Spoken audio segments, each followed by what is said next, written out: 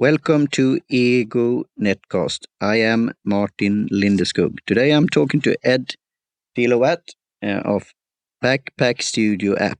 Hi, Ed. Hi, how you doing, Martin? Good. Yourself? What are you thinking about? I don't do very many podcasts, so this is one of the first ones I've ever done, so I'm pretty excited. Yeah, that's great. Yeah. And in this segment, I'm doing a search, like Ego search, on your name and on your app here. So when I started out, I did it on Google first, and I got over 35,000 results. And first it was on your own site, so that's good. Backpackstudioapp.com. And then for videos of review videos, but also your own videos, instructional videos. And then a tutorial site for you. And then your app store, how to get it. So we will do a call to action there, but they should get to the Apple App Store. And then also a site called App Levis. And then Podcaster News. And then your Facebook page, and on the first page there on the results was photos of backpacks. So because you could have you could have your smartphone in a backpack. So you have. It's funny because I signed up for I signed up for Google Alerts so that whenever somebody publishes about Backpack Studio, I get an alert, and 85% of the alerts are like cool backpacks. Yeah, but maybe that should be one like in the future. Ed Filowat's backpack, design backpack for your smartphone and the gear. Yeah. I just need to find somebody that, if there's any backpack manufacturers listening, we should do that. Yeah, great. Backpack is out there. And then on page 2, my post, the backpack for podcasters on EGO NetCast showed up. So I'm happy with that. But that's from my view and perspective. I don't know if you get the same results, Ed, or somebody else out there in the world. But when I did a search on your name, Ed, is it Filowat? Is that the right pronunciation? Yes. Yeah, like kilowatt with an F. Yeah. So that's why you have this other app called Kilowatt, right? Yeah, I have a couple music apps that I make, and then a couple other minor audio apps. But Backpack Studio is the main app right now. Yeah. And there I got like 700 results, and there it was on your Twitter, because you're pretty active there, LinkedIn, a Medium account. I'm thinking of creating content there, but I haven't done yet, but I'm following a bit. And it's interesting, their model also with premium and so on, after you have read certain articles there. And then the Apple App Store, Facebook, and then a brochure. I'm not sure that you have done it, but it was a menu for some restaurant or something like that, but it could be another Ed Filowat. I don't know. No, there's only one Ed Filowat. Yeah, okay. So then you have done it back in the day, some kind of. Well, I was a web designer. I started programming before I got into audio. I was a web developer. Yeah, and I did that for my whole 20s. Wow. And I built 1 million websites, so my name could probably end up on a lot of websites. That's great. So you really have done it with the HTML coding and so on. Back in the day, what you see is what you get. Yeah. I put in my time with HTML and JavaScript. Definitely. And then on Mixcloud, because I mean you're interested in music, and this could be a DJing thing and so on. And also YouTube, your channel there. And Pinterest, and there I saw you had some interest in some certain pattern and so on, and also sketching. I saw a cat there and other things like that. Yes, because I could say that for record directly, your app is very, how to say, pleasing in visual. It's nice to look at, and it's easy to understand and to use, and it looks good. I mean, Thank you. Yeah. So, and we even have now a proof of it. It looked good when somebody else was taking a picture of it. When I used the app for a client, and she was recording an interview, a person there, and somebody took a picture in the room. Then it almost glowed from the screen there with this the pads. You call it now pads, right? Music pads or pads, I might have went. Hopefully, I didn't go overboard with that. They definitely glow. I like it. They're connected to the decibels. So the louder the louder the music and the sound pads, the brighter they glow. So hopefully I didn't go. I've seen people load up songs that were really compressed and really loud, and like the whole app like turns blue. It's like the equalizer thing back in the day. So yeah, exactly. Yeah. So and then on Pinterest you had, as I said, and then Flickr, and there we could probably come back to that. There I saw some. It almost looked like an E upside down or something like that. And then it was powered by Libsyn, and it was a photo from 2007. Do you want to talk about that? Okay. It was of Libsyn? Yeah, it said powered by Libsyn, and it was on some exhibition or booth or something like that. Oh, yeah. Okay, so I'm from Pittsburgh, Pennsylvania. Yeah. And that's my buddies started Libsyn. And I was a web developer at the time, and I was their first employee. So, well, maybe their second hire. Like I was either their first or their second. I think they hired us together when they were able to start hiring people. So we went out to California, and we built a big booth, and it says Wizard on it. Yeah, also then I said, Wizard. Wizard. Yeah, so that's the name of the company. Yeah, in as I said, Wizard was the company that bought Libsyn. Yeah. Yeah. Yes. So and you see that I have a link to that when you have, as I have, for my clients and for myself, my own standalone app that we talked about here in the green room before, and there it's saying this Wizard company name also. So yeah. Good. Yes. And then on page 2, my post showed up again, the backpack for podcasters on your name. So I'm happy with that also for myself. Then I also do alternative search there.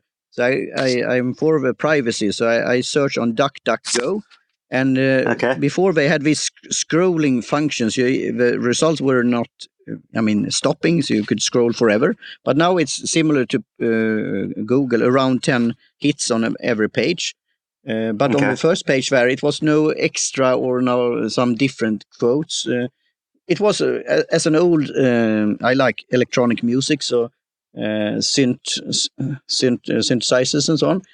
I saw a review on a site called Frog, and then your YouTube, my YouTube channel there also showed up, because on Libsyn you could have several destinations. We talked that also in the green room on, for example, Spotify. But it's easy to, when your podcast episode is uploaded, you could pick different destination. It's all about the listeners, where they want to listen. So, for example, it's not my premium or main hub, but I have, for example, a premium account on SoundCloud. But I use it as a destination, and then you can publish from Libsyn to SoundCloud. Yeah, but the good thing is that I set up the settings or the destinations, as Libsyn is calling it, and they are taking care of if SoundCloud would change something or something like that, they are fixing that. So that's good. So you don't have. You could do it manually also, and I like the manual touch also to do things.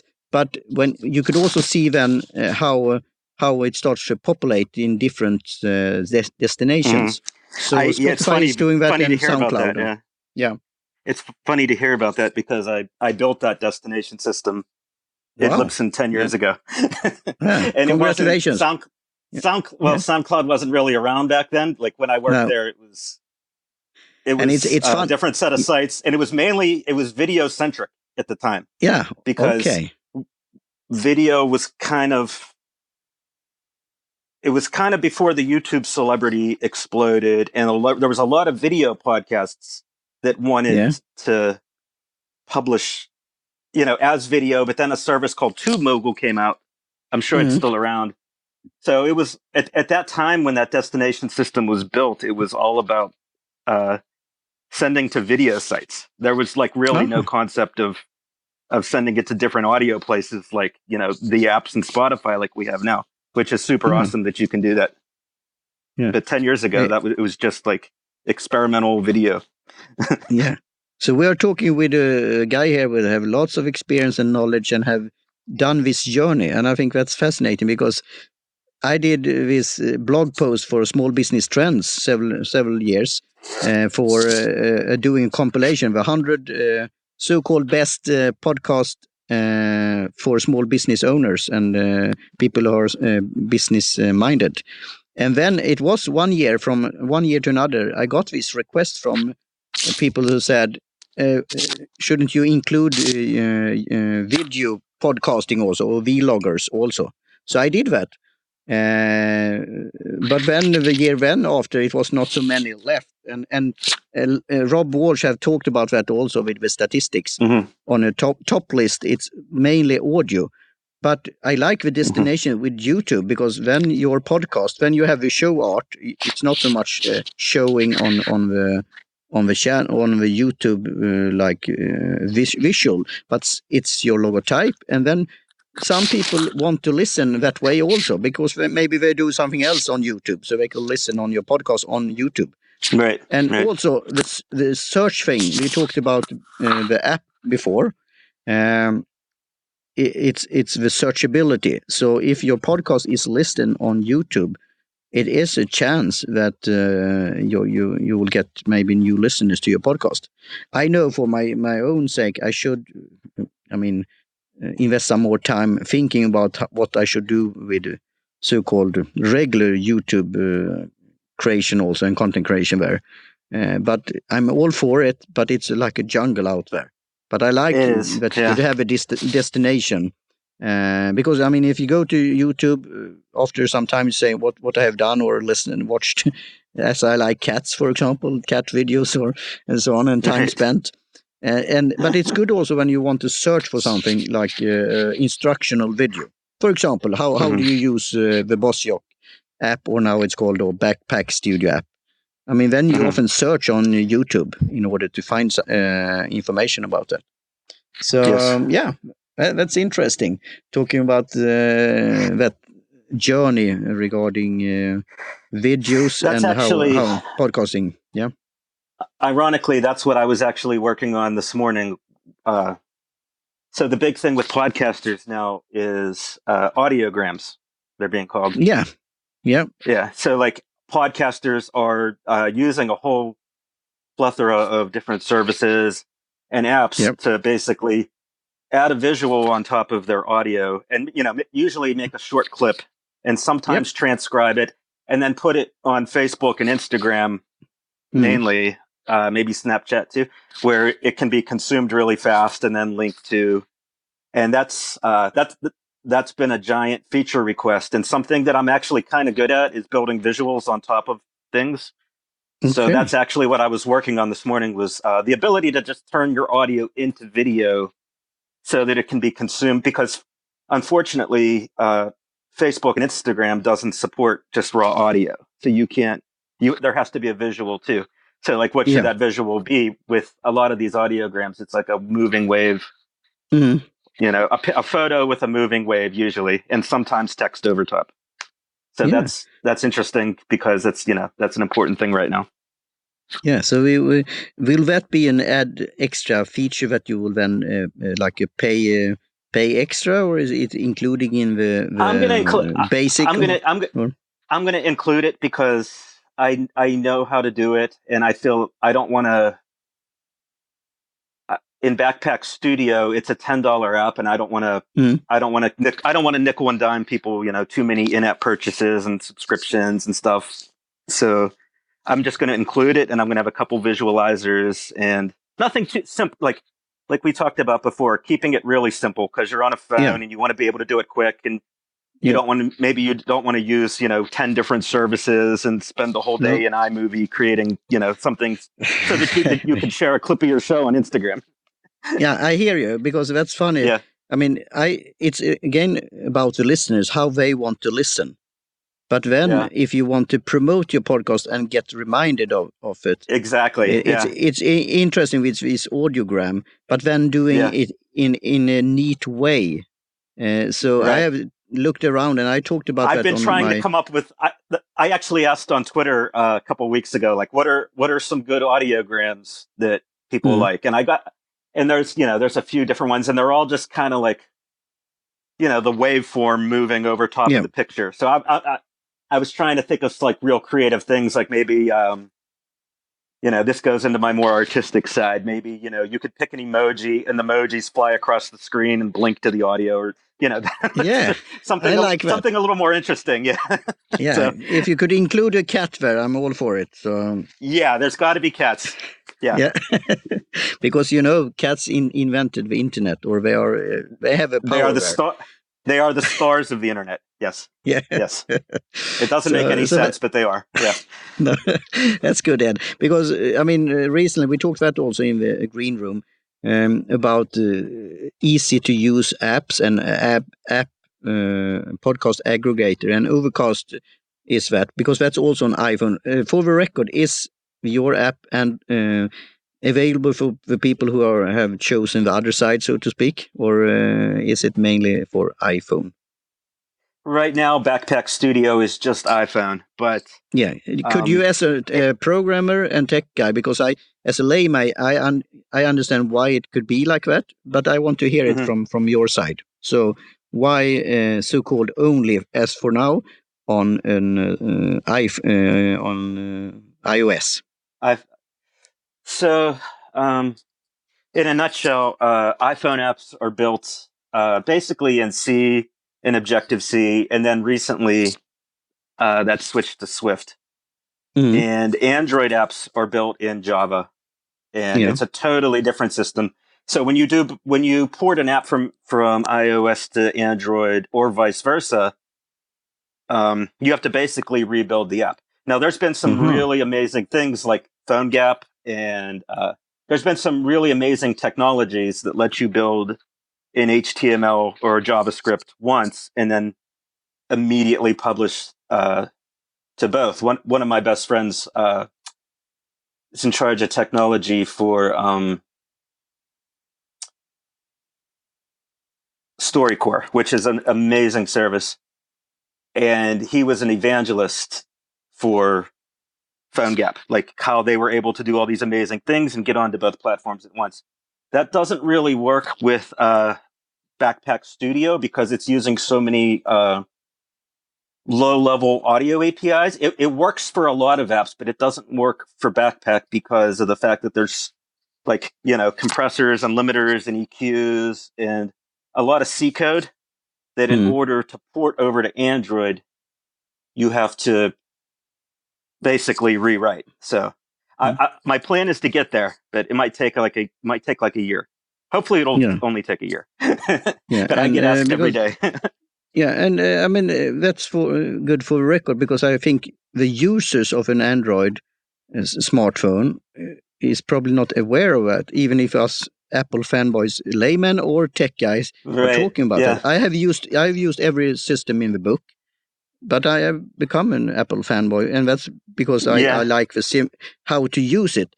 And the market should understand that in a way it's more difficult to create apps for Androids.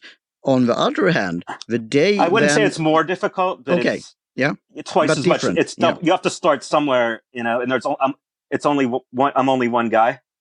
So if I had a partner that only did Android development, then he could do that and I could do that. But since I'm one guy, I had to pick one. And I am a little bit of an Apple fanboy too. Yeah, but it's good clarification because the day when Google gets it to get the standard or default app on their smartphones for Android, the listeners there could pick it, because now it's which app should they use. For example, I recommend Stitcher and still do, or that you have your own app as you could have with Libsyn. So even then you could have it on Google Play. And now the Spotify have come up in the top there also. So I'm all for it, but it's important to understand that it's two different systems in a way, and then it's of course to you to decide which to choose and pick. But I will be happy that when Google will come up with an app, because then potential there with the listeners will increase. So thanks for that information and clarification. And I had a note here on my show notes here that I'm thinking, maybe do you want to talk a bit more about that, how to develop an app? I mean, how do you, when you were taking so-called over, or even maybe in the past there with the BossJock app, do you want to talk a little about that, the process and the development? And also, of course, your future plans. Yeah. All right. Which one should I start with? You could take a little bit of a backstory in the backpack of the BossJock. Oh boy. So developing apps. Well, so the App Store came out. I was working at Libsyn in 2009 when the App Store was invented. I guess it was, well, when the iPhone first, did you have the iPhone when it first came out? It was, no, I was not so early. I had an iPhone. That's what I'm saying. I've used all the other phones because iPhone had a price tag on it. But when I was one day walking on the street and I saw an offer and I went into the store, and then it was his sales guy. He knew what to say, and he was very friendly and salesy, also in a good way, as I'm joking. And then I ended up with a 3G iPhone, a very nice round shaped and colorful case. I got to it, and nice. I was, and then I was, So what year was it? Because before that I had bought a used one from a friend and a business contact, and BlackBerry, because I liked the keyboard and this kind of thing. But in order to get to that and to learn it, it was fun to play the game and use the keyboard. But it was like built by engineers. Same thing with Ericsson and others, and it's all good. But it's not user friendly in my way, what I see it. But when you got the iPhone, it was easy to understand and to use. That's why it's so easy to use. Yeah. What year did you get your iPhone? Your first one? Oh, I don't remember, but it was a 3G. It was pretty early. Yeah, pretty early. So about 5 or 6 years ago. Okay. Yeah, even more. Because I mean, time passes. The reason So the reason I ask is because I was working at Libsyn, and the iPhone came out in 2007, and there was no app store. Like the iPhone didn't have an app store, so like you couldn't make an app for about a year or two. I guess Steve Jobs infamously said that he didn't think there needed to be apps because he figured everybody would just build things on the web and they could just like link to them. Like web apps would be good enough. But that wasn't, and like we experimented with that, and we were like trying to make, podcast aggregators and all this stuff. And then after about a year, maybe 2 years, suddenly there was an app store and you could develop apps, and it was like a gold rush. Everybody was, just building apps all day long. And so, we were building podcast apps. And then after I stopped working at Libsyn, I started to realize that my passion actually wasn't necessarily building.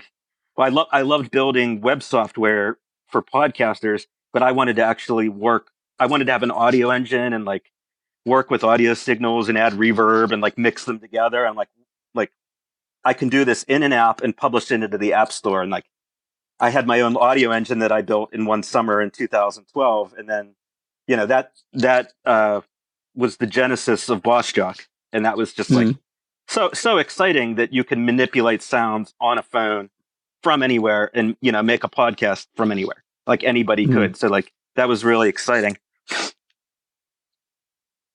just to be able to work with audio signals in a phone. And then that eventually became Backpack Studio, my new app, which is now I'm working on taking that to the next level, live streaming, recording guests, and just, seeing how much stuff I can get people to do on the phone. Yeah, because I mean that's the thing also, because I am not a technical guy. How much could you pack in your backpack, so to speak, before it's getting full? Right. Because I liked the BossJock, and then, as I said, it did what it did. but when it hadn't been upgraded or developed or new version for some time. And when I reached out and I listened to Libsyn about that, and Elsie and Rob gave some good advice on how you could use different ways of recording. And then it came that you now had this new one. And I almost blew my mind when I saw it, because it was a great development. I mean, I like Postjock, the app, and now I still get the same feel, but it was, wow, this is a really new version, so to speak. But still, it's the same usability that you see. I mean, that's the thing with iPhone. If you know how to use an iPhone, you will be able to use an iPad, right? Because it's similar way. So you don't get lost. But and then also that I wanted to hear about your future plans. But but not getting away from the main thing, that you want to record in an easy way, and you want to have some nice features, but you don't want to have so-called too much, because then it will be maybe you getting lost. Yeah. The backpack gets too heavy. Yeah. Yeah. Yeah, so like that's the trick. Like Postjock basically was a situation that stagnated, where I didn't have really the autonomy in that situation to create the features that the users were asking for. I didn't have the power. So I created Backpack, where I could listen to the users. The first thing I did when I launched Backpack Studio was, you could see it at the bottom of the Backpack website, was a poll. I don't know if you remember, it's at the bottom, it says vote on our next feature. And it's backpackstudioapp.com/vote. And I had I listed like the top 10 things that everybody was asking for, like in emails up until that point at Postjock, and like all the things that I was never really able to dig in and build. And I said, well, I'm so excited. I can build all this stuff. I don't know which one to do first. So I made that poll, and I put it on Backpack Studios Facebook and Twitter and Instagram, and I got a few hundred votes in a couple days, and the results of the poll blew my mind. It was like the opposite of what I thought people wanted. Like the number one thing that my users wanted was live streaming, and that totally shocked me. But that was good, because I was able to crowdsource and listen to the users, and know as a developer that's independent, to not rely on guesswork, or to actually give the users what they wanted in like a democratic fashion. So that was really exciting. So live streaming became the first feature, and then you could see them all listed. It's like live streaming was the number one, and guest recording is number two, like we're doing right now, remote live guest recording. And then I think all the other ones are kind of tied. I haven't checked it in a while. Yeah. That's interesting. That was kind of that's my roadmap, basically. Yeah, that's interesting how you let the journey what you are doing and ask the users. But then also you have a vision what you wanted. I mean, you want to use it yourself in a way, because I see your photos and so on. You're playing around and you're testing things and really, I mean, using your app having yourself. A lot of fun. Yes. Yeah, and that's good. I mean, you should have fun. And there we could talk about that. I mean, we could round up with this audiogram and then talk about live streaming. The audiogram I like because I bet it will be easy to use and nice and a cool thing. Because with the other features or services that I've tested and also talked about, it was a bit cumbersome until Overcast, Marco's app for iPhone users again. He used that, and that's have been simple way. And Libsyn talked about that in an episode of Feed, the official podcast of Libsyn, how listeners, if you take a quote or a clip of a podcast, they could spread it to their listeners or to their readers on a blog and so on. And that could then getting distributed in an interesting way. So, I mean, this how you could do a small sample or a snack bite, and then your listeners could spread it. Yeah. If you get mentioned on a podcast, or like there's one part that you think is extremely funny, being able to tweet that and put it on Instagram and Facebook, that's an amazing technology. Yeah, and I will then mention that maybe you don't know about that service, but I talked on another Ego Search interview with Podchaser, the service there. And there, I mean, if you're mentioned or if you are as a guest on a podcast, you could create a account there on Podchaser and say that I was a guest on Martin's podcast. And also, if you are doing a jingle, then you could say that you are doing the music of a jingle for that podcast. So, but it will take time that the listeners. And now we are back. What did you do, Ed? Yes, we got disconnected, and it was my fault. Yep. we were talking about audiograms, and I opened a audiogram creation app, and this is one of the problems with audio development on iOS is only one app can have the audio session at a time. And I think what happened was Ringr's audio session got disconnected. So instead of reconnecting, unless it stopped our call and then downloaded it, and we had to start over. So it's kind of my fault. So no problem. And I've learned about that. And that's the thing. I mean, when it's working, it's working. Yes. But if you're fiddling with something or incoming call or something like that, I mean, all these things could happen. And now maybe a sidetrack here, but we'll come back to audiograms and also then to live streaming. I think they are connected in a way. But in the green room, we talked about like Ringr now are using long distance calls recordings. But do you want to tell about that you have done investigations about how you could use like Skype and others or incorporate that into your app? Because it's one now Rode has this Procaster thing that is more like not a mixer board, but you could have these pads and you could have others and you could have incoming like a mobile phone call or Skype or so on. So you could do almost like live, but you could also have prepared sounds and jingles and effects. So, but it's have a hefty price tag. But I mean, it's on my wish list, and I know some fellow podcasters out there that have one, and it looks cool. But I mean, you have to have it in a backpack then to joke. Because it's like a bigger.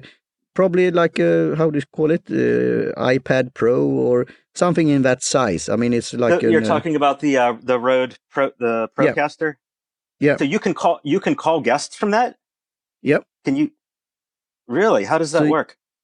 And you're talking now to a non-techie guy, but Per-Olof and Lena, they did that on their podcast in Swedish called Podgeek. And then they had this, she was sitting in Gothenburg and he was sitting on the island Gotland. And they were talking to each other and he got that into the Rode gadget. So you could do that. But without a phone? Exactly how they did that, I don't know. He didn't have a phone or anything? The hardware can actually call a guest? That's amazing. Yeah, but they had a computer also. So how they connected if it was with cables then or in a program in the computer and then through the system. And I'm fascinated with that. But what I say again, I mean, you could get inspired by that, but with your phone, you have always with you. Maybe you don't always have a set of 5 microphones and a digital recorder or this Rode. It's more planned.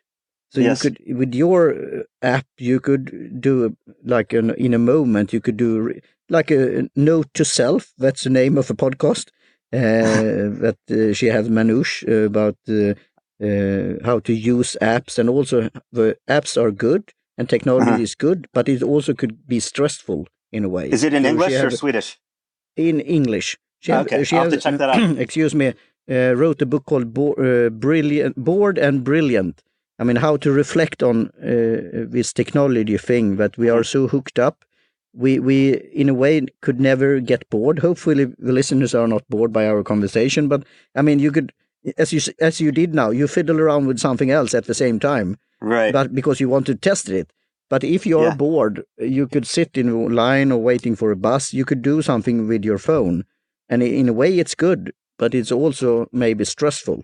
So she has written a book about that, and it's incorporated with her podcast, and an episode that I have in the pipeline called Connecting the Dots. Have you played the game, the app, Two Dots or Dots?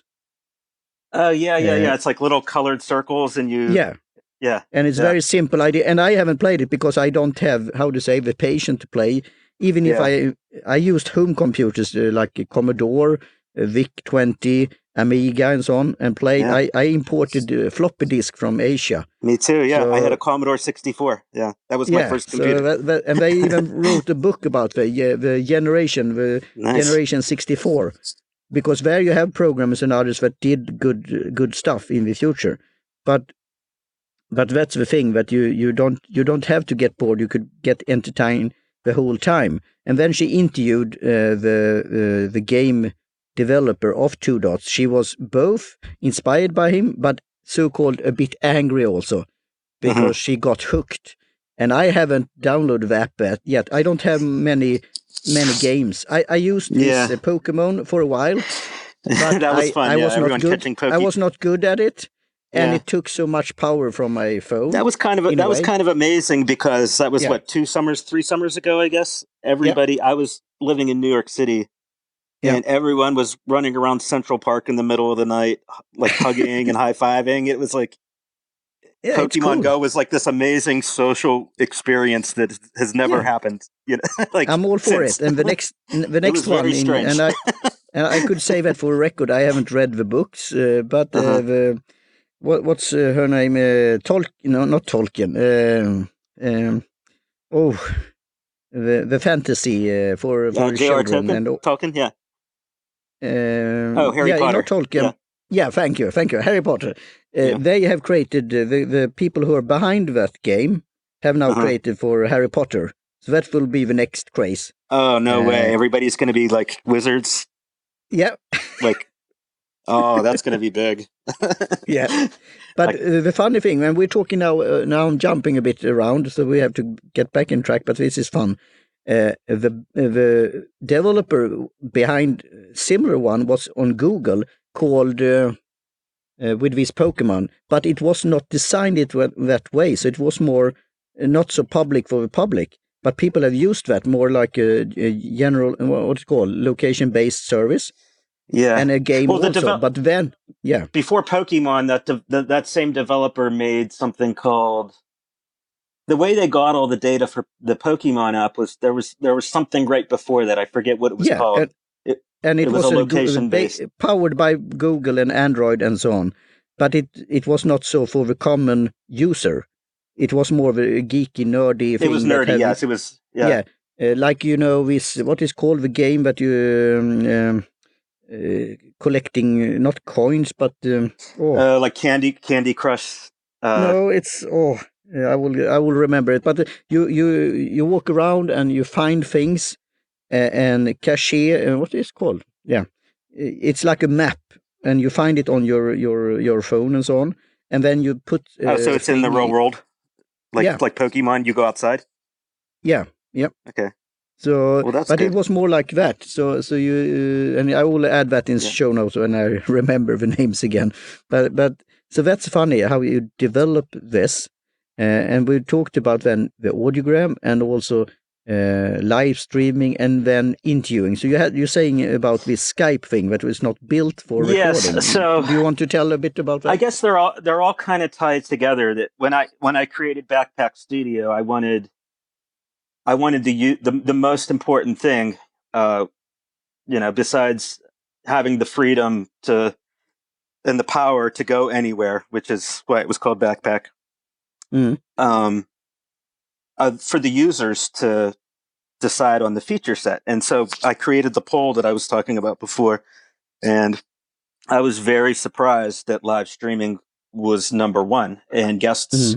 I'm not surprised that guests were number two, because at BossJock we would get emails, all like every day, like, I want to record guests, this was like 5 years ago, when it was even less possible than it is now. So yeah, live streaming was number one, and I implemented that. And guests are number two. So that's what I'm kind of investigating, working on now, but also the audiogram. So I'm kind of trying to do everything simultaneously. How do you manage that, Ed? The lives, yeah, that's kind of how my brain works. Like I kind of multitask on stuff. But the live streaming in Backpack Studio is out now, but it's mainly all the people that wanted it.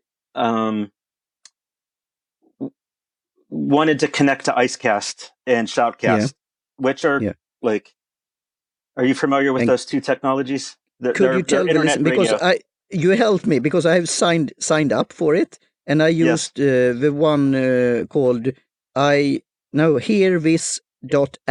and /Lyceum. Where is my profile? So the listener could check it out and see if I could. I wrote something about me and my podcast, but I don't think it showed up yet. And I tried to do a live streaming, but then I want to discuss this because it's ridiculously complicated. So like there's no Libsyn of live streaming.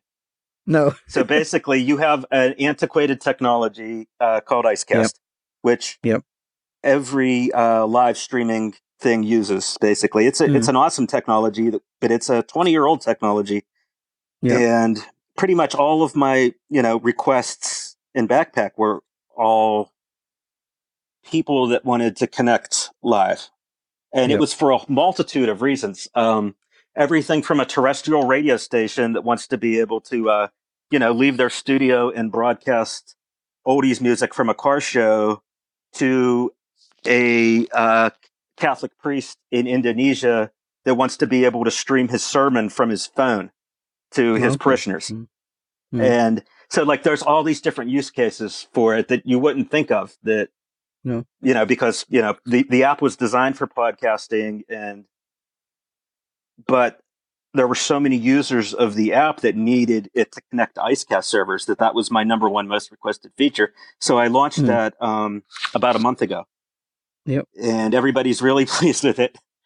But like you said, when you want to just broadcast live and you don't have any experience with having that infrastructure already in place, like the radio station has, or like that church had, you're kind of stuck. So I'm working on a built-in streaming solution so that you can just, have X number of live listeners, and then possibly a subscription package. And then that same technology can also be used for recording guests, I think. So they're kind of, the two things are very intertwined, because like we're talking to each other live, and it's having a server that can send a signal that can't be easily interrupted. So like when we're talking to each other right now, we're at a low quality, but when it renders, when we're done, it's a very high quality. So it'll sound good when people are listening. So I'm trying to figure out how to marry those two things, which is having people that want to listen live, but then you want to syndicate with a lower quality, but then you want to syndicate in a higher quality.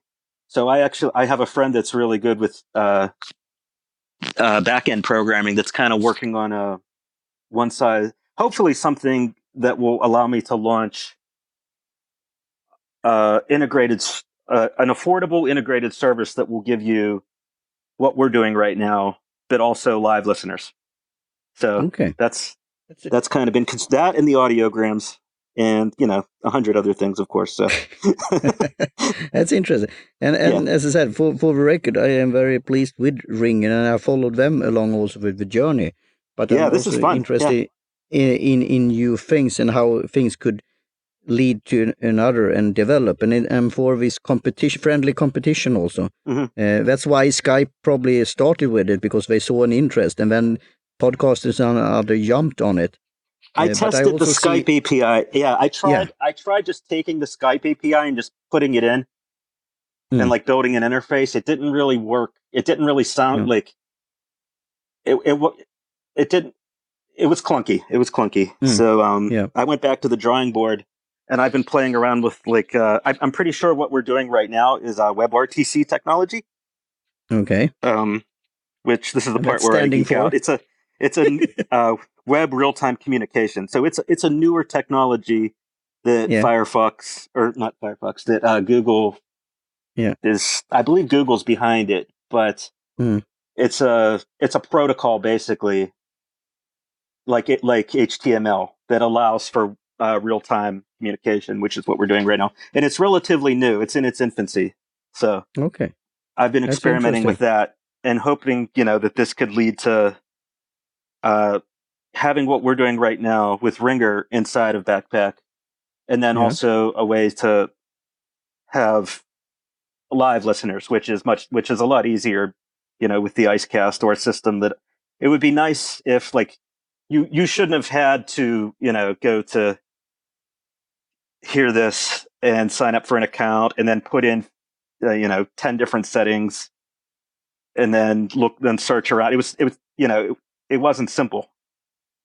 No, but I mean, I was totally new to it, but you helped me very well there. And now I registered, so I liked it. But now I'm thinking, that's what I want to spend some time, if you have it, on discussing this. Because when you said these use cases, and I have this on my show notes also, what's your, buyer persona or the user of these apps? And I hear it's more and more different users here that could use this kind of app.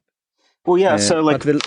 But the live streaming, when I did that, I saw on my iPad that something was happening.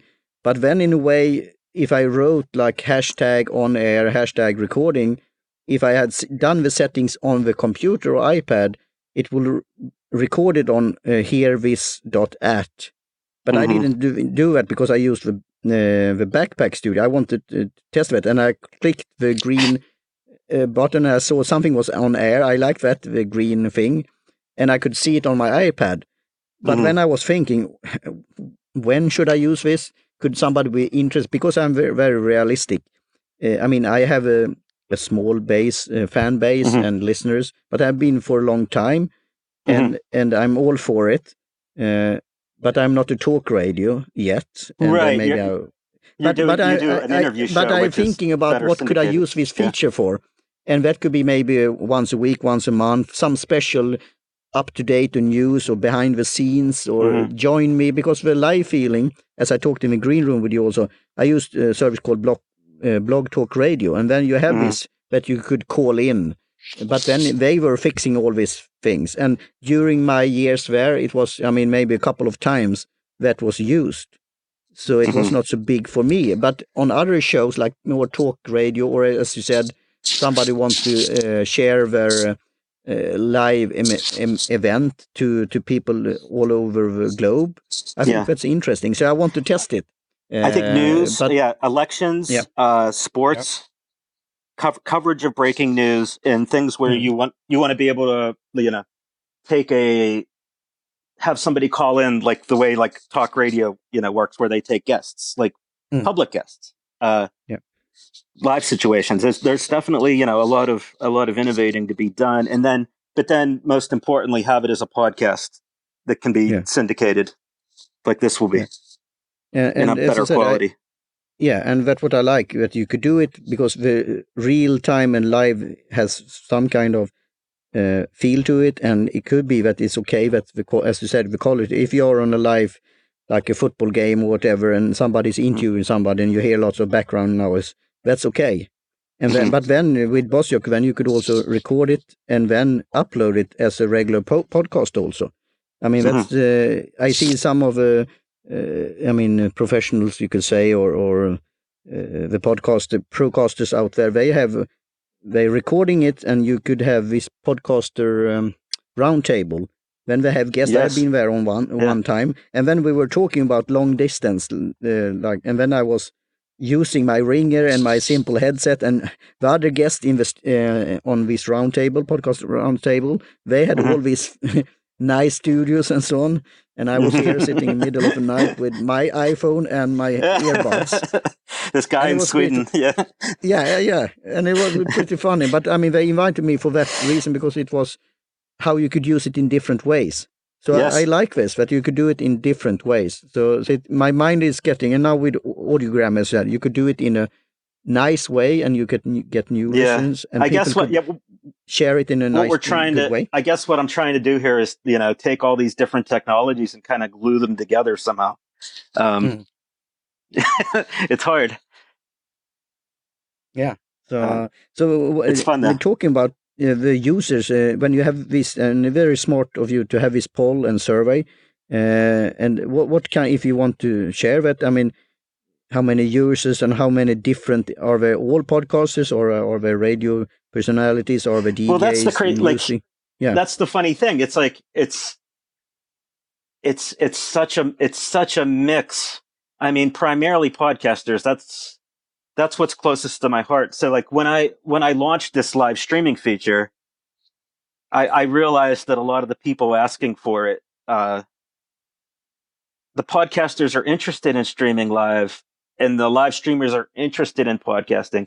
So it's like when I launched the live streaming feature last month, I made an ad in Photoshop, and I took like the screenshot of the hand holding the app, and I wrote at the top, "Podcasting and radio unite."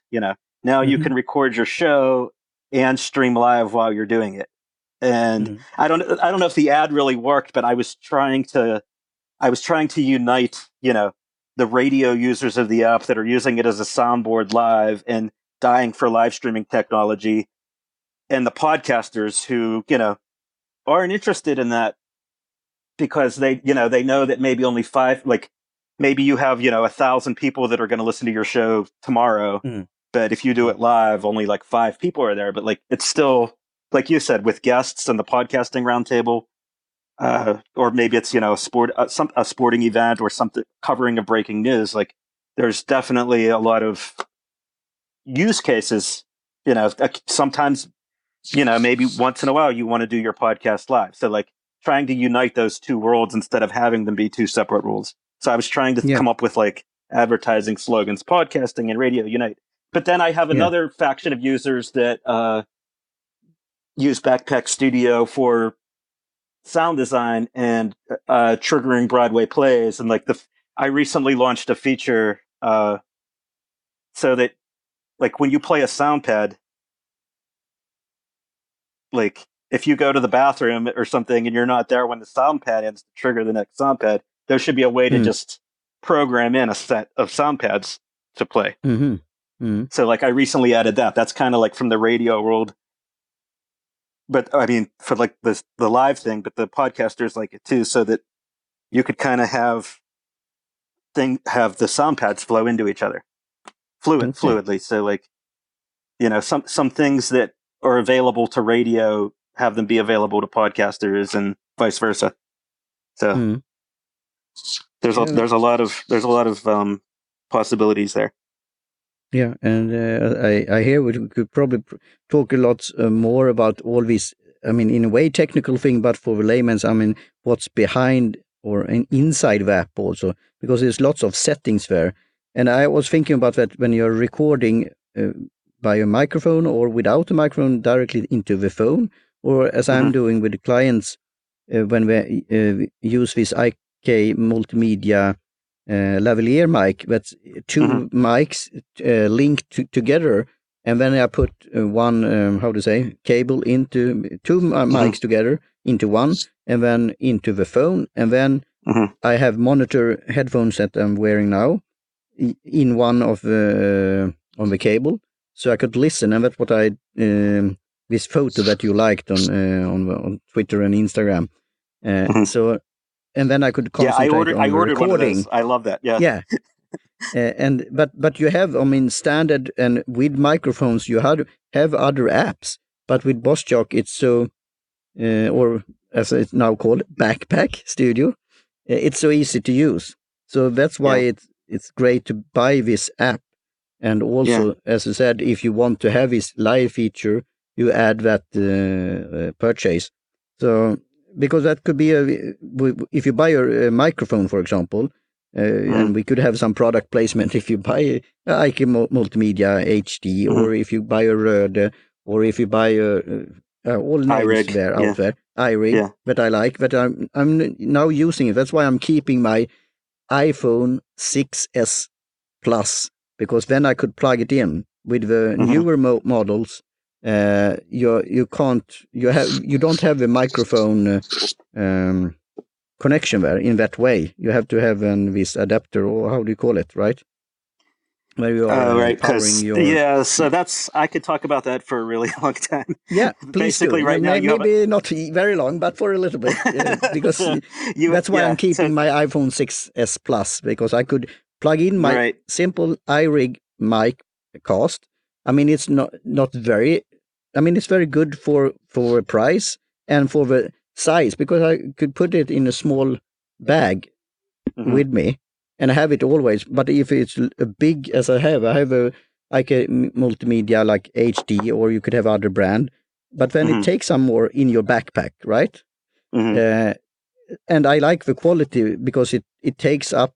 I am now sitting also in my it was a crowdfunding campaign, like a portable mobile how to say studio with this kind of material that is taking away echo and so on. It's like a box with this carton thing with soft material. So I'm putting my head into that. But for me, I've seen that. Yeah, yeah. But and that we could talk about other kind of variation and other settings that you could do with your app and with microphone. So please tell about the how to say microphone outlets there, or the... Well, so the first, there's a bunch of things going on right now. So I mean, the obvious one is Apple, decided a few years ago to get rid of the headphone jack, which is how a lot of this stuff worked. And they kind of they launched the AirPods to go in your ear, like basically everything. Their thing was like, there's no need for a headphone jack, and all audio should happen with Bluetooth. And but that creates a huge problem. How reliable is it? I have a Bluetooth headphones now, but So that's this was one of the things that I struggled with the most with Backpack, because I launched it 6 months ago, right in the midst of this giant transition away from headphone jacks and microphones and headphones to even listen to this world of Bluetooth, where the microphone sounds terrible. If you try to record the microphone, it sounds even worse. And then there's this terrible delay. So that's something that I've really had to contend with. Basically Apple, by getting rid of the headphone jack and forcing everybody to use Bluetooth isn't really ready. Bluetooth isn't, for whatever reason, I could talk about why, but Bluetooth isn't fast enough, and it doesn't sound good enough, but that's what everybody has. So I've had to kind of work around that. Like, the first thing is there's a ton of delay. So, you would talk and then hear your monitor a second after you talk, and the recording would sound terrible. So I worked with some different users to come up with solutions, and the best solution is when somebody plugs in their Bluetooth, their AirPods, or, because the headphone jack's gone. And if you go to Best Buy now, do they have Best Buy in Sweden? Similar to Best Buy. Yeah, so everything is Bluetooth. All the headphones are Bluetooth. So if you have your Bluetooth hardware, just throw up and this is what Apple does in GarageBand. It throws up an alert that says, okay, you're recording and listening through Bluetooth. There's going to be a lot of delay. We recommend plugging in, but and this was Apple's solution too in GarageBand, is what they do. So I kind of threw up that same alert that says, okay, and I'm going to automatically mute so you can't hear yourself. So you're going to be on a delay, but you're not going to hear yourself echoing back. With BossJock, that was a huge, part of the app, was monitoring your voice and adjusting your signal in real time and syncing on top of your music. So that delay, that creates a lot of problems. And I think, for any kind of real-time app, like a keyboard app or a music creation app, the delay, almost makes it unusable. But I think that's something that'll disappear in a couple of years, because I think I think Apple knows about it. The next generation of Bluetooth will sound much better, the microphones. and hopefully be like a lot more real time, so that it becomes a better solution. So like right now I'm using earbuds that are connected through the Lightning port, and they have the mic in, and and they sound fine. So they're going to probably do away with that, and they're like eventually just going to have Bluetooth. So like, hopefully the technology, the delay, and the sound quality will improve. So that's something I worry about, because I'm trying to create a studio in an app without the external microphones. Knock on wood, as an Apple, as a knock on wood and as an Apple fanboy, could think about why they have thought about this and done this when it's not really ready yet. But maybe somebody who have the insights with it. I as a user, they had this explanation that you could have a phone thinner, and also it will not get water into the phone and other things like that. So I could understand. And the analog headphone jack was invented like 50 years ago. It's But that's what's cool about Apple, is they have to sound like a fanboy, they have a history of killing off Flash, killing off obsolete technologies very aggressively. So and it's good for them. So I mean, it's they see maybe the light and see in the end of a tunnel. People. The only people, if you're doing real-time audio software, we got thrown under the bus a little bit, but we're working around it, and I think the next generation of Bluetooth will be better. Okay. So I'm plugged in right now with Lightning. Good. As a side note, as a funny, like Bluetooth in Swedish is blåtand, and that was this historical mythical character, like a Viking called Bluetooth. So blåtand, So because I think Ericsson back in the day is behind it somehow with the symbol. This how to say, the B that's looked very sharp or edges, like that you have cut it in stone. I think that's the homage to and tribute to the Viking and this character called blåtand in Swedish, or Bluetooth in English. You have to send me a picture of him. Yeah, I will do that. So and that's great. Do you have other like settings or options, or how you could use your app with microphones and different settings or use cases, if you want to share some of them? So I'm trying to support every single microphone that's out there. Like the Blue Mikey and there's like 10 popular podcasting microphones right now that podcasters argue about which one sounds the best. And I'm trying to support them all. I get, they all have idiosyncrasies. If you have a dual channel mic where the left and the right's separate, I have a setting in the options Backpack Studio that lets you mix them into a single channel. Like the iRig, or like some of the Lavender mics. So like stereo mix down. I support. I think Backpack Studio is the only app that supports 4-channel Lightning input. Like, so a lot of the 4-channel mixers. So like there's a couple of different ones where you could have 4 mics plugged in, and I kind of mix them all 4 into one in the software. That was a pretty popular feature request. Okay.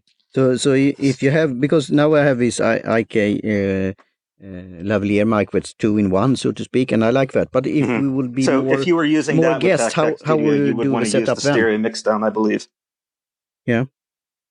Will it be a mixer you have to put in then if you had like 4 guests, or how does it work? If you have more than 2 guests. So you can record 4 mics at once with Backpack Studio by using like certain USB sound cards, like the Focusrite 1818. There was a lot of requests for that. So if you wanted to have 4 people sitting around a table with 4 mics all getting mixed together, I didn't make it complicated. It's still just one microphone button, and you have to manually mix the mics on the device, but it will record all 4 channels of all 4 mics, of the 4 people sitting around the table in the Focusrite Scarlett. If you want to have 4 mics, going live at once at one table. So there was a lot of requests for that. That's interesting. And as I said, in my case, I've used it for 2 guests on the lavalier with a client, but it's good to know that you could do it when it's more. And that's why I was looking at, because you like these shiny gadgets, right? So I saw this microphone from England. I think it looks or sounded like a beehive or something. It looked like an orange thing that would take every sound around the table. Because even if I'm not technical, I understand it's like 2 different categories. One is more directed, and one is more taking sound around. And both have, advantages and challenges also.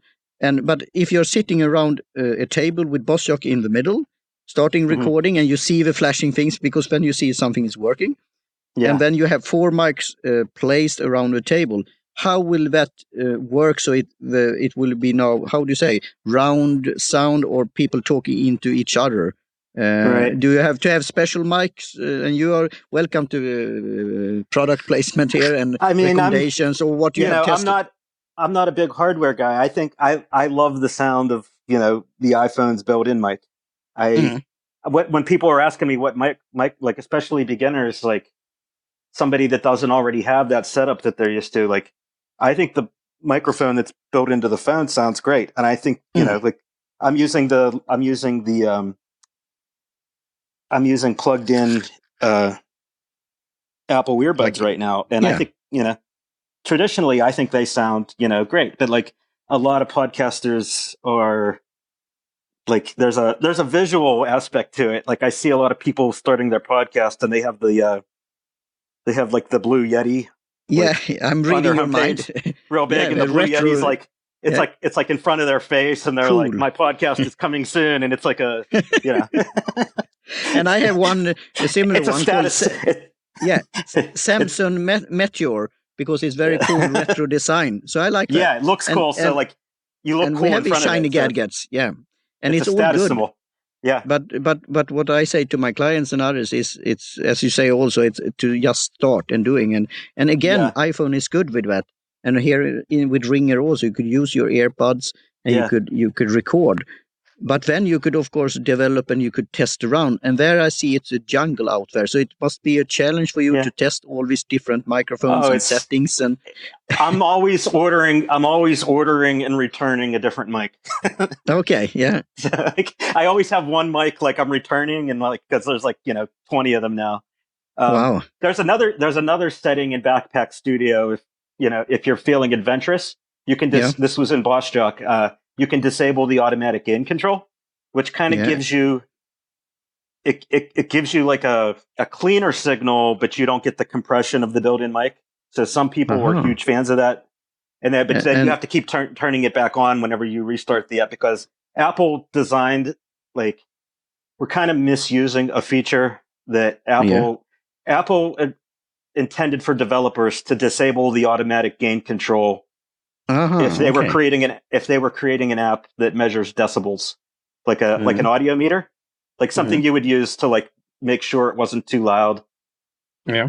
Like not a recording app, but like a meter, like a decibel meter. Yeah. If you worked at an airport and you wanted to make sure it wasn't too loud or something, or like at a concert, you wanted to be able to test the decibels. So that's why they give developers the ability to disable the automatic gain control, because most people think that it doesn't sound good, but actually it sounds great, but it removes the compression, so you're quieter basically. So that's a setting that I kept from Bossjock, and it's in there if anybody wants to try it. It just says automatic gain control. Yeah, so. And I think this is interesting both for podcasters, procasters, indie podcasters, so-called amateur as I am, lovers of things. So I like tea, I like things and doing things, and just do it. But also to learn about it. I'm curious to learn more about it, and also with these all settings, because then it could have an impact depending on how you do the settings. So for your information, I have used your default settings on everything. but I want to learn more about things, then I could fine tune it, so to speak. Same thing with Auphonic. I'm using the standard settings there. I have now changed the so-called minus LUFS to 14, because that's what people at Libsyn and others, and now they're with their podcast. If you listen to the feed, then you learn all the new things coming and also ahead. Then they talked about Spotify and the so-called intelligent the speakers that have raised the so-called level. But for a layman ear, maybe you don't hear that. But if you have these new settings, then it's optimal for new technology and new gadgets. Yeah, so I don't fully understand the LUFT. Like, okay, how do you spell how do you spell LUFT? LUF. I think it's another F, LUFS with 2 Fs and an S. Yeah, and then I put the level 8 it. Minus 14. I am setting it. So it's like a decibel. It's like a decibel. Yeah. Yeah, I'm not super familiar with that term. Yeah. LUFF. Yeah. So that's what I'm setting in when I'm doing post-production, because now we're talking about other podcasts, but it's fun because they could chip in and chime in. Robbie's have been talking about on, and also Elsie about on the Libsyn feed, the podcast there, that it have been there, if it's so-called too loud, because you don't want to, there you have a decibel again, you don't want to, that is getting too high, because you see that on an iPhone also, that they will say, if you crank up the highest volume, they will say, now it's too loud for your ears. And that's good in a way, because otherwise you could destroy your ears, right? And you could get sued and so on. So that's why they have this setting. It's it sounds a little bit like snake oil to me, because of like the phone has a built-in limit to how loud it can get. So like I understand the idea of a loudness unit. Yeah. But it's just volume and compression. Yeah, and that's good to know, and that's what Rob, I think, and maybe I misquote now, so I could stand corrected if I'm saying in the wrong way now. But that's what Rob is saying now, that if it's so-called bit tad too loud for the listeners, then it's easy to decrease the volume. The important thing is to get the end product as good as possible. As you said, I mean, we are recording in a convenient way, and then you are using the so-called the post-production with Auphonic or Alitu or some other service to levelate things in order to get the end thing with that. Maybe you could, as an iPhone Apple fanboy, but also technical guy, why are we still on MP3 file format at the end? Exactly. Yeah, it's ridiculous. It's just how just I don't know. Like I've just Googled LUF. It's a decibel, but it's a different way to express the term. I'm automatically doing that in Backpack Studio. Like I'm showing the levels, and I'm using the word decibel, and it sounds like they're using the word LUF. I mean, they're different. I see what the difference is, but theoretically, it just seems like the same thing to me. Okay, and that's good to know. I will revisit that, though. Yeah, I mean, as I said, the general user or podcast is not concerned about it, but when you read about it, I mean, or something like that, and the listeners also don't really care about it. They want it to sound, I mean, in a good way, not too loud or not too and most soft. People are listening without headphones, and they're on mobile. Like a lot of, so it needs to be loud, and it needs to be somewhat compressed. So I can see why. So but that's what I like with the Future, another app when we talked about before with the audiograms, Overcast.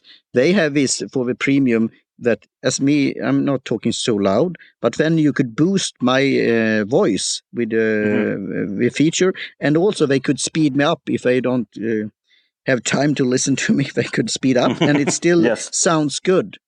So I like all of these things, because it's it's up to the listeners how they want to consume the podcast.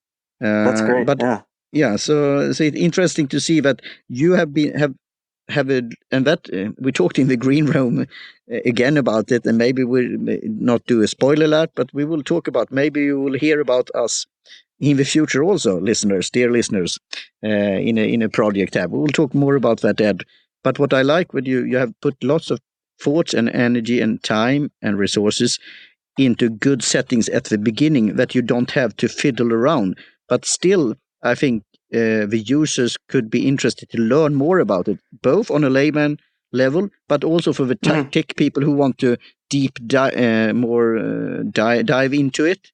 So do you have thoughts about that for the future? I mean, how to... Well, yeah, it's just, it's basically, it's basically limiting and compression in EQ. You know, EQ controls how much bass and treble is in a signal. And limiting and compression is kind of the same thing. So like, if you're quiet, if there's a part where you're not close enough to the mic, making it louder. And if you're yelling into the mic, making it quieter. So like, you kind of get a more compressed signal. And that seems to be, kind of important now because a lot of people are on mobile devices without headphones. And then there's these things with music called the loudness wars. But basically it comes down to dynamically boosting and lowering volumes really quickly. And like some software is really good at that, like some mastering software, and then some isn't. So like with Backpack Studio, we're recording live. So there's a little bit of that. And like in Boss Jock, there was a ridiculous amount of EQ, like treble EQ. There's like a whole lot of what you would call like on your EQ. If you had a 10-band EQ and you took the 5, if you took the 5 sliders on the right and just slid them up, like kind of a massive treble boost that was just in there by default that I never liked. So like one of the first things I did with Backpack was remove that, and then keep some other filters and other compressors, but make them gentler, and just trying to find something that sounds good. Because like you said, people aren't technical.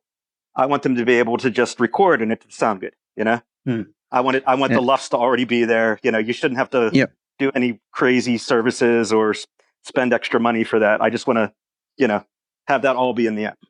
And as I said, again, I'm for the market here and the users and the producers to decide and meet each other on the market and see what it's open and it's space for everyone in a way.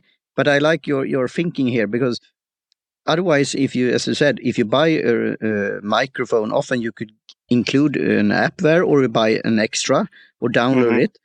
Or you could use the iPhones, or I don't know how it is on Android, but what is called like the Memo app or feature, and there you could record something also. But with Backpack Studio, it sounds good from the beginning, from the get-go. And then you could add, I mean, we haven't talked so much about the as we call it, the cards before, but now the pads. Could you tell a bit more about that? Because that you have, for example, in that feature in Rode Podcaster, that you put like jingles, messages, bumpers, and all kind of things. So being able to trigger the sound pads, is a very important part of Backpack Studio. One of the soundboard is unlimited, so you can basically have as many sound pads as you want. And the way that works is when you fill up a page of sound pads, you can just scroll to the left and a new one appears automatic. It works the same way that apps work on your home screen. So when you get too many apps on a page, you magically get a new page. Yeah, so that's how I made the soundboard work. That's good, so because you can keep filling up the soundboard as long as you want. And then when I launched 6 months ago, I immediately got 25 requests like in the first week to be able to rearrange the pads. So you can go into the pad editor and you can move them around like this, because people want to move the sound pads around the same way they want to move the apps around on their home screen.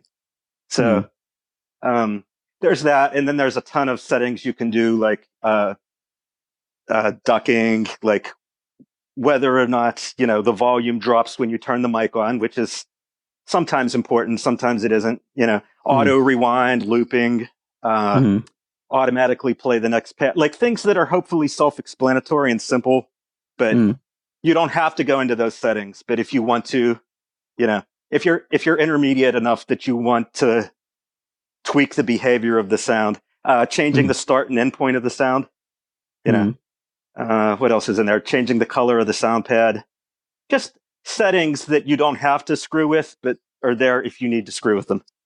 But not having them bog the app down. So like you just hold down on a sound pad the same way that you would hold down on an app, like if you were going to delete it. So like holding down on the sound pad brings up the editor. So.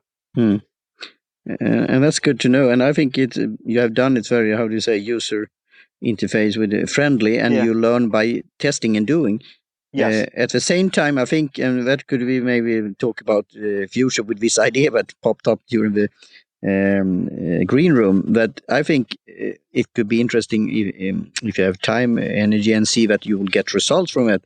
Like the you have instruction page, but also like maybe new videos that concentrate on like one feature, one segment, or one application, or some like that you have got this feedback, like how could you use it? I mean, brainstorming, thinking about it. But I know about, that's what I like with podcasting also, even when you're doing a solo show, because you could talk about things that's on your mind. Maybe it's only you that's interested in it, but you never know. It could be somebody else that have had this idea also, or thought or thinking. And if you get that out in the world, then you could share it and get feedback and comments, and you could continue. I like this expression in English. You could add in your 2 cents, and you could continue the conversation. That's why one thing that I couldn't really control in Boss Jock that I can control now in Backpack Studio is the importance of social media. So like when you go into the settings screen, I have the Facebook and the Instagram and the Twitter, like right, and the email right at the top, because I want people, to send me a direct message at 3 a.m. being like, hey, I have an idea,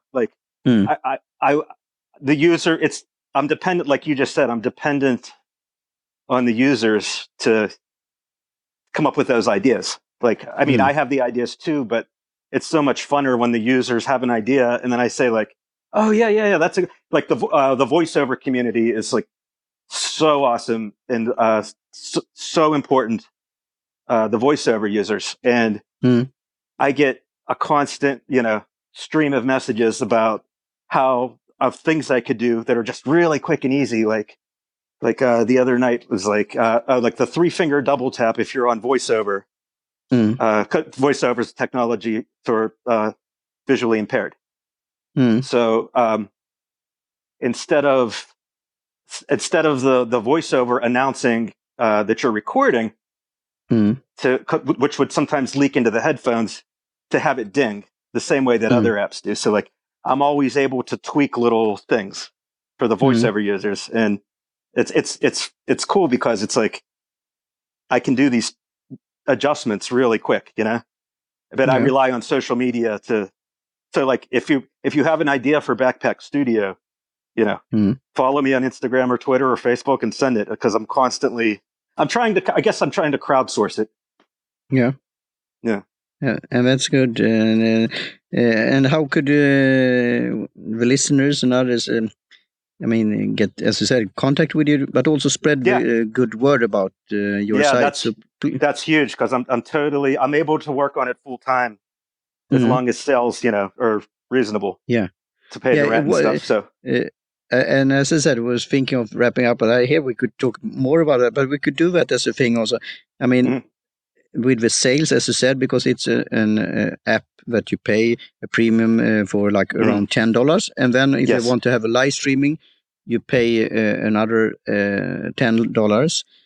But then, as like other services that I'm using, for example, Ulysses for notes that I like, that's on for iPhone and iOS also. Then they had this price on it, but now they have a subscription service. And in a way, then they could develop it, because lots of people now using it.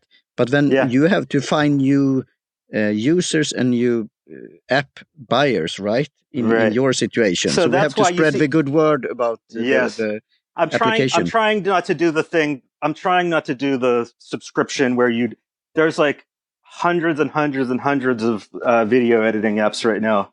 where you open them up and they don't do anything unless you subscribe, and you get a free trial, and then you forget to unsubscribe. Like, that's like every video editing app. So I'm trying not to, like, I think people are getting sick of that. So I don't want to.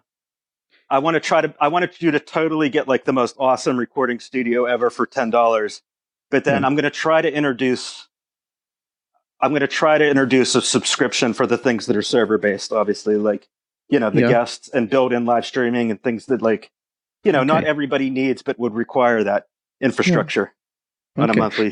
Because then you could scale it also, because that's important to know.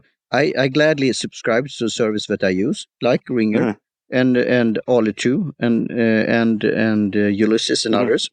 But also, if you have an app that is good to start with and to get that is good quality, I want to pay it, and that's it also. Because I have several hundreds of apps, and I have several others of subscription services. And you could listen to this podcast for free, and I'm doing because I have fun. And of course, it have led to other things also, like clients and speaking engagements, and I mean, I have yesterday I had a podcast meetup, and I wore this T-shirt called the Messengers documentary on podcasting for indie podcasters that I supported with a little money, because it's, if you have a message, you want to spread that, and then you have listeners, then you have a whole thing about marketing and reach out and so on. But if you have been around for a while, you know that things takes time. And, you have to be very patient. So that's why I wanted to have you on the show also, to have an conversation, but also to, spotlight on your app and discuss it. And I see, as we talked now again in the green room, I think it's a possibility there that you could think it from different ways and angles, and it's self-explanatory in a way, but it's then different layers, and then you could have different use cases and experiences, and you could share it, and you do it really by passion, and you're also knowledgeable about it, and the good quality, because it's, as you said, it's lots of apps out there, and it was, I don't remember. He has a podcast called the Bad Crypto Podcast.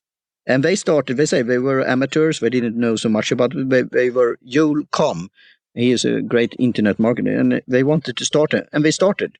He long time ago, he had an app that did, I think, a fart sound or something like that. Totally meaningless app, but it sold, and it was fun. But then you know it. I mean, it's funny for a while, but then maybe not so. But the talking cat was my favorite. The talking cat, and that talking cat made like $1 million. So it's all good, but what I'm saying with your app is that, and also the Podchaser, it was so good as it was, and then you want to, tell people about it, fellow podcasters, but also others that introducing to this sphere, or it could be like that you having it, as I said, note to self, that you have like how do you say, notes, mental notes that you do on your app. You could have it for music. You could, you could do all kind of things with it. So I guess I'm trying to like unify a lot of different things. Like people that are working with audio that like didn't realize that they were podcasting, or suddenly podcasting, and like, podcasters are suddenly doing other things with it. So like, that's, it's fun to see where it goes.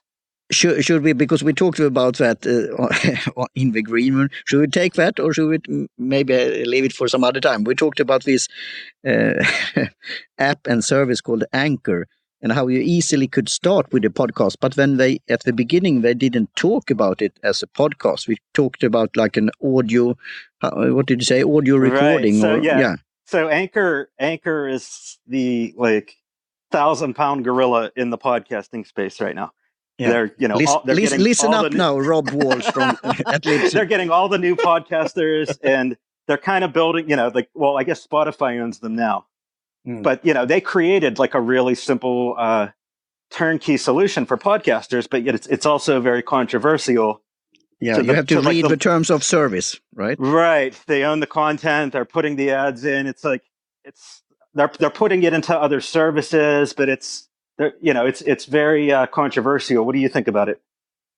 Yeah, and I'm all for it, as I said, if you know and if you read the terms of service, and as a great start into the podverse, and that's what Eileen Smith is doing, because she have a show on Anchor and how to use it and so on.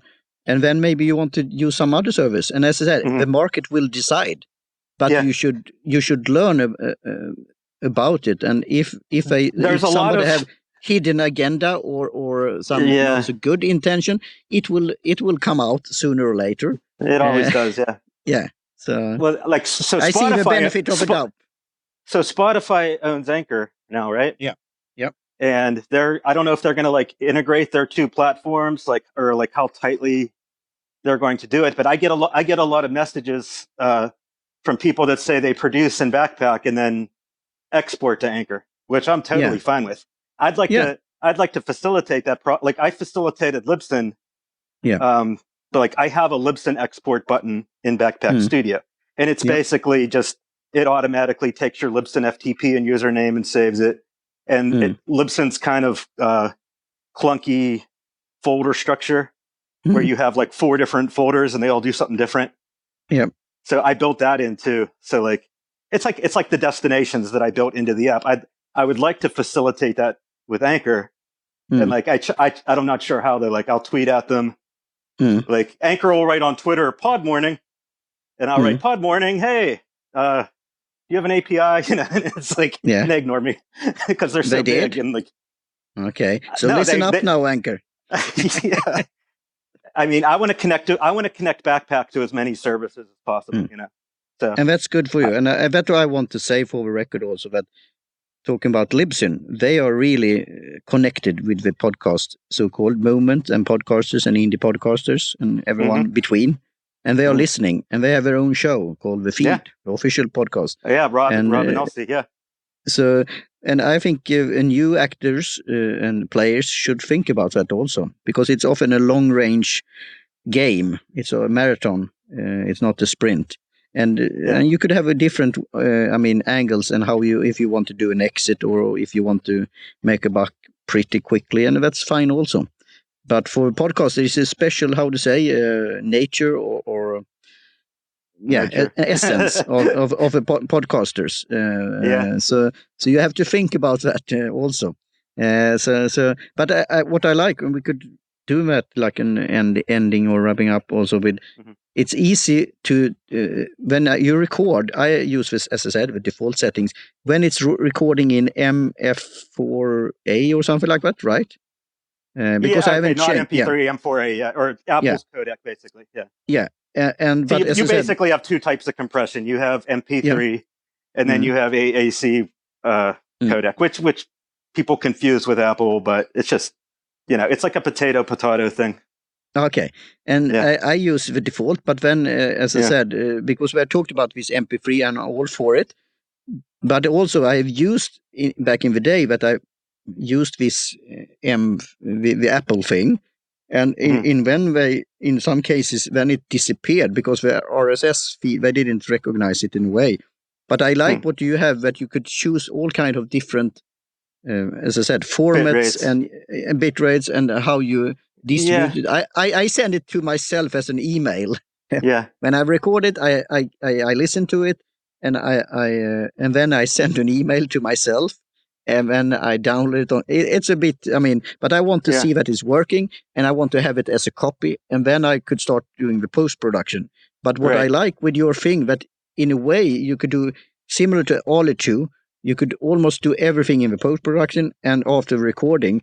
In your application, so that's great. I get a lot of people.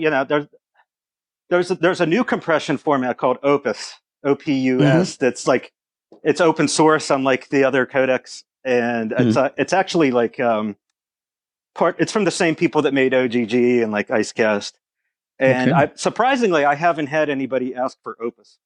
But I want to put it in there alongside of MP3 and AAC, and like as a format, as an alternate codec choice.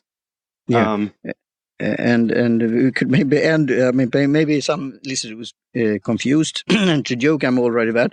But with Ringr now with the premium feature, I could then on one podcast we have with in Swedish called Produktivitet, or be productive and drinking tea at the same time. Then Johan, my co-host, he's doing the post-production and editing and so on. Then we are using like individual tracks in a certain format, the best format there. But when I'm doing it on my podcast, I'm using this FLAC. Okay, yeah, that's like this loudless. Because could you tell me a bit about this as the differences? Because it's a matter of taste in a way. And I like Ringr that they have chosen okay. Yeah. It's a lossless codec, which means it's really high quality. Mm-hmm. So it's not a bad idea to have, an uncompressed file like that, or a large file like that. I mean, what's the problem with a mobile app like Backpack is, you have a limit. Even though the hard drives are huge, you still have a limited amount of space. You don't want your hour-long podcast eating up, 10 gigabytes of something because you used uncompressed audio. Yeah. But it's definitely not a bad idea to have if you have the space for it. Yeah, because I mean, then I comprise to the MP3. That's the end product through when I do post production through the thing that's most important on Phonic. Yeah, please continue. The thing that's most important is the sample rate. The sample rate and the bit rate of what you actually publish. Like, I think 192 is great. I can tell a difference between 160 and 192 sometimes if there's like a lot of cymbals in the music or like a trebly voice. I can't tell anything higher than 192. Like, I can't tell the difference between 192 and 320. And on a similar note with sample rate, I get a lot of emails asking for 48 instead of 41. 41 kilohertz is CD quality, and 48 is basically only bats can hear it. It's really high frequencies, and I get passionate emails to support it, but it uses battery and it uses hard drive space. So I've kind of been reluctant to do that. If it was a laptop where you have an unlimited amount of battery and storage, but it just doesn't make sense in a mobile device. So, to be continued.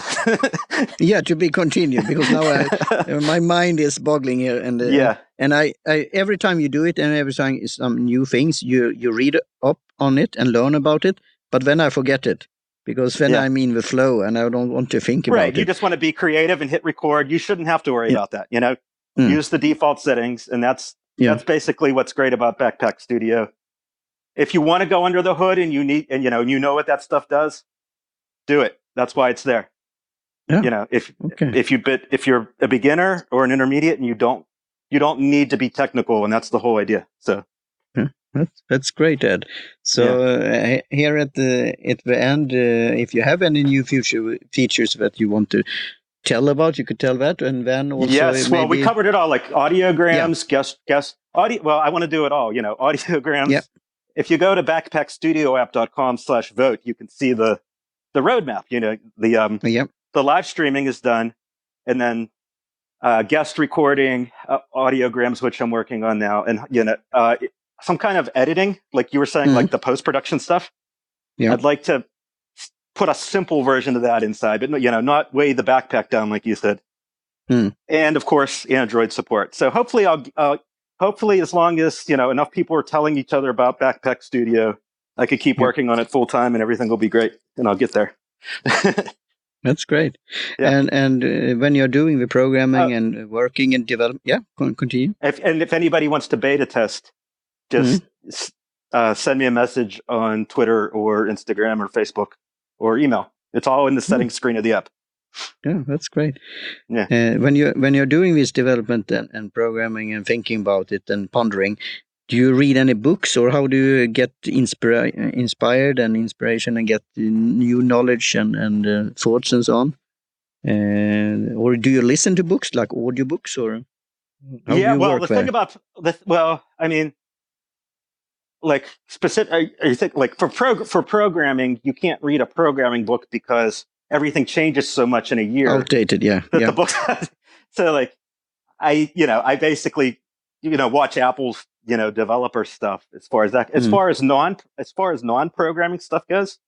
I love interviewing podcasts. I love listening to like what you do, interviewing people. I love radio. That's why I do this. I love podcasts. Yeah. That's my main source of inspiration, I guess. Great. Yeah. So yeah, that's good to hear. And also we'll talk probably more about that, Ed, I think. Yeah. And hopefully also, we could do this again entirely inside of Backpack Studio. Yeah, sounds like a plan. In a month, in a couple months. Yeah. Do you have any idea or tip on a future guest that you would like to listen to? For you? Yeah. Anybody that does what I do. There really aren't that many developer podcasts. I listen to Marco's podcast, the Accidental Tech Podcast. Yep. And a few other like iOS, like kind of Swift nerdy kind of things. I love celebrity guests. I love listening to people talk about their life. Yeah. Like the Joe Rogan, Mark Maron kind of stuff. Okay. Yeah. And he's very popular. Have you listened to Tim Sinclair? That's the CEO, founder of Ringr. He has started his a new podcast there, but he okay. Yeah, I know. I follow him on Twitter, but I haven't listened to his podcast yet. Yeah. Yeah. So I'll have to check it out. Yeah, do that. Yeah. So it's Always Human, I think it's called his new. He did also a podcast series called My Worst Podcast Interview. And then he interviewed the podcasters with like quirky moments and so on, and what they learned from that. And I think that's a fun idea also, because as I said, it's a big space here. And if you have, as I say, I've inspired, I would say plenty of individuals to start podcasting themselves with my help and by themselves. And similar to, that's why I want to talk about the book, because I was written my first book on tea, and I want to do a whole series about that with nice illustrations by a fine artist and a cartoonist called John Cox. But as I said, everyone has a book inside them. It could be for small, but same thing with podcasting. Then of course is who would listen, but it could be your closest friends, it could be your family, your co-workers. I mean, it's and with your applications, Ed, it's so easy to do it. Just do it, as Nike is saying, right? Yes, just do it. Yeah. So if I can do it, you can do it. Go. Yeah, I mean, if I could do it, you could do it, listener. That goes for programming too. Yeah, I mean, if you want to develop an app, you can learn programming. Like you could teach yourself anything now. So. Yeah, and that's neat. So, and at the end, because during this interview I've been drinking tea. What's your favorite beverage? You know what? I don't know if you could tell, but I drink iced coffee like all day long. I'm addicted. It's, just like really strong, like cold brew. Yeah. Okay. Do you do it by yourself, or is it like a powder? Or I got a coffee shop. I'm at home right now because I didn't want there to be background noise. But I go to a couple coffee shops every day, and I get an iced coffee, and I drink way too much, and it makes me hyper. But I love iced coffee. Okay, that's good. I'll have to try tea. Yeah, are you is it in the Philly Steak area, or where are you located? Okay, well, right now I'm in Pittsburgh, Pennsylvania, which is where I grew up, and I'm actually staying with my family.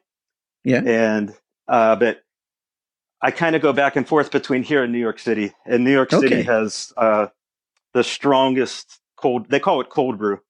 Yeah, the really, Big Apple, and you drink. Yeah. So you drink a cold brew iced coffee, and you're just typing real fast, and you're just like, going and going and going, and then you crash, and you want to like take a nap. You want to like.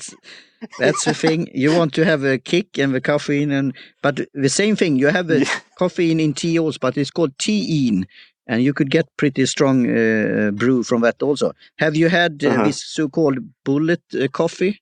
That's with strong coffee, and it's also. Like a butter or lard or something in it? No, I've heard of it, but I haven't had it yet. I try to keep it as simple as possible. Like I know there's like Starbucks has like nitro cold brew now, and it's like on a beer tap. But I haven't gone there yet. I'm already drinking like too much of the regular stuff, so I'm worried that'll kill me. Okay, yeah, you have to keep awake and be safe also at the same time. So keep on programming, Ed. So thank you very much for your time. And please end with your ending note where they could reach out to you and find the app and so on. Backpack Studio, backpackstudioapp.com, Backpack Studio on Instagram and Twitter and Facebook. So it's just talk to me there. It's just me, but I totally rely on users and feedback, and it's really exciting because there's a lot of cool stuff I'm working on, and I'm excited about it. So great to hear. Get in touch. Yeah. Start your podcast. Start your podcast and use Backpack Studio app. And thanks again for your time and for this nice conversation, and talk soon again. Yes, let's do it. Thank you. Cheers. Cheers.